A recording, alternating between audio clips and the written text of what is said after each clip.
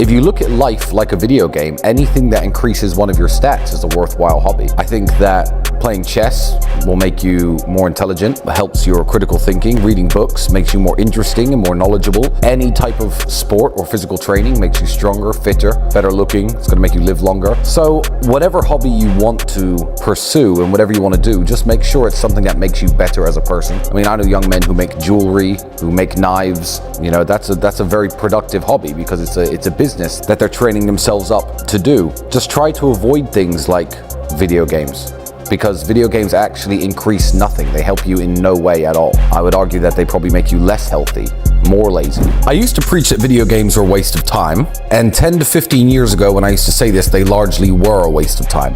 Now, they still are a waste of time. However, time you enjoy wasting isn't necessarily time wasted. So I, for example, like to read books. I read books, I listen to audiobooks. I don't benefit necessarily monetarily from them. They're just entertainment. Instead of watching TV, I read books. Some people play video games. What I would say is, whereas books can make you more interesting as a person, video games, you have to find a way of at least offsetting the damage done by the time you sink into them, by at the very least trying to be productive. I don't know, streaming your video game play on Rumble, trying to play competitively with other people over the internet and making videos and document your games and try and get some eyes on you so you're not just isolated by yourself messing around in your room with your face in a computer screen. I mean, most bad habits and most hobbies and most things that don't necessarily seem that productive can be turned into content creation.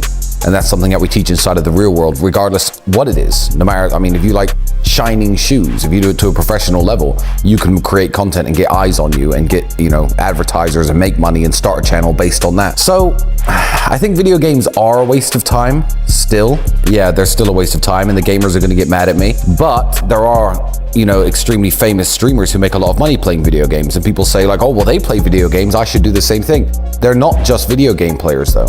They're entertainers, they're charismatic, they're hosting a show, they're funny. You know, their character looks good, I don't know. But these people who host the video game streams are more than just players themselves, because it's not the video games people are interested in, it's their personality.